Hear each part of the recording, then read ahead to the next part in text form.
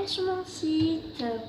Alors aujourd'hui je vais vous apprendre à faire donc comment éclaircir de la fimo. Donc je vais vous montrer déjà ce qu'on va faire. Donc vous voyez cette pâte, hein, c'est une pâte normale, c'est une pâte fimo maison, du coup voilà, un peu huileuse. Hein. Et on va la on va la mettre blanche, c'est ça. Moi je vais l'éclaircir. Après si vous voulez je vous montrerai comment faire donc comment la foncer.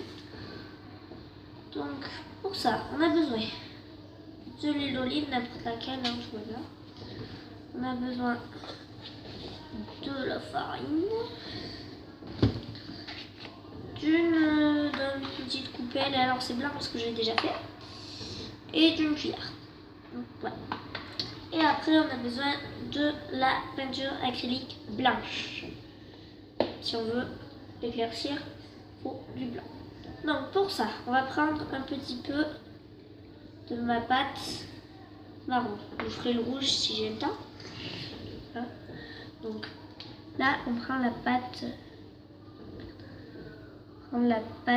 marron. Hein. Et la pâte marron. Et le marron. Voilà. On va la mettre dans le bocal. On va l'aplatir un petit peu, comme ceci. Là, on va mettre de la peinture. Donc, on va mettre un peu assez, parce que non, il n'y en aura pas assez. Hein, mais bien une couche. Je vais vous montrer. Je lance au fond. Il en faut beaucoup souvent. Enfin, ça dépend les doses que vous prenez après. Et bien, disons, ça peut sortir aujourd'hui.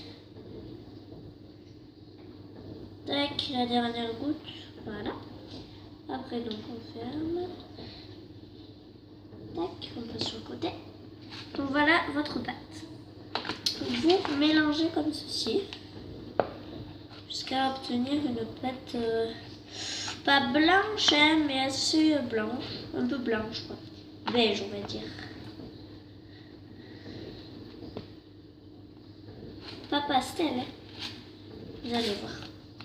Donc là, il va faire une couleur bizarre au début. Mais pour éclaircir, c'est ça. Donc souvent on en a sur le doigt, donc je modifie. Comme mélange.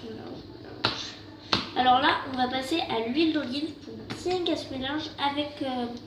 pour bien que la pâte se mélange avec la couleur. Mettre de l'huile d'olive. Vous en mettez sur toute la partie, hein, voilà. Quand je vais utiliser, je la mets sur le côté.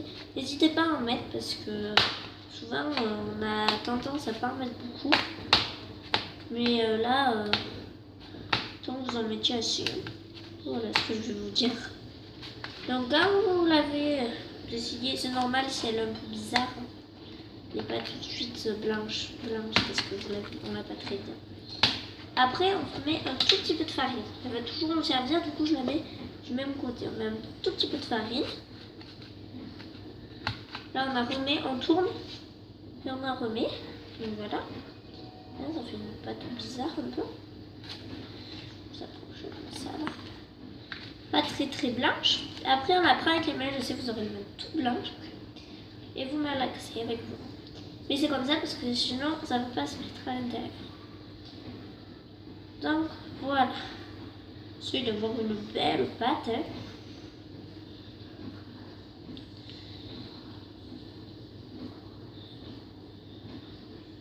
Donc là j'ai une belle pâte.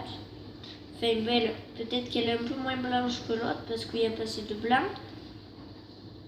Mais vous en mettez, si vous voulez le faire encore plus clair, il faut aller voir, faut remettre du blanc. Mais bon, moi je m'embête pas trop. Hein. C'est peut-être pas exactement comme le blanc que vous attendez, hein, mais c'est assez blanc quand même. Vous voyez, c'est assez blanc. Surtout au début, souvent ça fait des grumeaux. Quand vous voyez que ça fait des grumeaux, rajoutez de l'huile. Rajoutez de l'huile. Pas beaucoup quand même là. Hop, c'est bon. Bien assez. Pour bien que ça se mette. On va faire ça comme ça, après elle devient un peu plus blanc. Pas beaucoup, mais un peu plus. Donc voilà. Et voilà. Et après, vous la mettez dans un pot, hein, bien sûr. Dans un pot comme ceci. Hop. Donc dans le même pot que j'avais fait mon autre blanche. Ça se voit. Si c'est la même, hein, franchement. Regardez, vous voyez pas trop la différence ici. C'est un petit peu plus clair l'autre pâte. Un peu plus clair. Bon. Merci à tous.